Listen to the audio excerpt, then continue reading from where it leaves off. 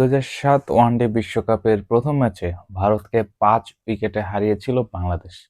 বাংলাদেশের ক্রিকেটের যে নবজোয়ার, যে সুসময় সেটা বলতে পারেন, সেটা শুরু হয়েছিল ২০০৭ বিশ্বকাপে সেই ম্যাচটা জয়ের মাধ্যমে। সেই ম্যাচটা ইম্পর্টেন্ট অনেকগুলো কারণে। সেই একটি ম্যাচ বাংলাদেশ জয় পেয়েছিল ভারতের বিপক্ষে ৫ উইকেটে।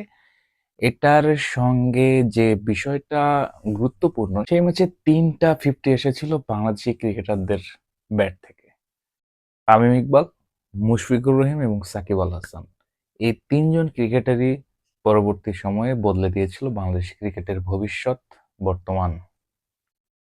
২০০৭ টি-টোয়েন্টি বিশ্বকাপ, ২০০৭ ওয়ানডে বিশ্বকাপ, ২০১১তে বিশ্বকাপের আয়োজন করা, ২০১৫ বিশ্বকাপ, এর মধ্যে টি-টোয়েন্টি বিশ্বকাপগুলো, এরপর চ্যাম্পিয়ন্স ট্রফির সেমিফাইনাল খেলা, এরপরেও পরবর্তী ধাপগুলোতেও প্রত্যেকটা ইভেন্টেই বাংলাদেশ কোনোবারই, শুধুমাত্র একটি টি-টোয়েন্টি বিশ্বকাপে সম্ভবত বাংলাদেশকে কোয়ালিফিকেশন খেলতে হয়েছিল, যেই কোয়ালিফিকেশন খেলতে গিয়ে ওমানের বিপক্ষে সেঞ্চুরি করেছিলেন তামিম ইকবাল। তাছাড়া প্রত্যেকটি টুর্নামেন্ট বাংলাদেশ সরাসরি খেলার যোগ্যতা অর্জন করেছিল। আনফরচুনেটলি এই প্রথমবার ২০০৭-এর পরবর্তী সময়ে এই প্রথমবার কোনো একটা বড় ইভেন্ট, আইসিসির ইভেন্ট, যেখানে বাংলাদেশ খেলতে পারছে না। এটা খুবই দুঃখজনক। গতকাল ক্যাপ্টেন্স ডে হয়েছে, একটু পরেই হয়তো ম্যাচ শুরু হয়ে যাবে ২০২৬ টি-টোয়েন্টি বিশ্বকাপের, যেখানে বাংলাদেশের খেলার কথা ছিল, সেখানে বাংলাদেশ নেই।